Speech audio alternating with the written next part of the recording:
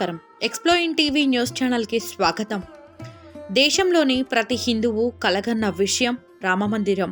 ప్రతి హిందువు విరాళాలతో అభిమానంతో నిర్మాణమవుతోంది. ఈ నెల 22న హిందువులు కలగన్న కళ నెరవేరబోతోంది.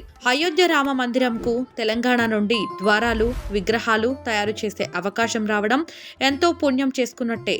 హైదరాబాద్లోని బోయిన్పల్లికి చెందిన అనురాధ టింబర్ డిపో అయోధ్య ఆలయ తలుపులను రూపొందిస్తోంది. గర్భగుడి తలుపులతో పాటు ప్రధాన ఆలయం చుట్టూ ఉన్న ద్వారాలు, అన్ని తలుపులు ఇక్కడే జీవం పోసుకుంటున్నాయి. అయోధ్య రామమందిరం కోసం 18 ప్రధాన ద్వారాలు, 100 తలుపులను రూపొందిస్తున్నట్లు అనురాధ టింబర్ డిపో నిర్వాహకులు తెలిపారు. ఈ తలుపులను బంగారు పూతతో ఆకర్షణీయంగా తీర్చిదిద్దుతున్నారు. ఒక్కో తలుపు 8 అడుగుల పొడవు, 12 అడుగుల వెడల్పు, 6 అంగుళాల మందంతో బలంగా ఉంటాయి.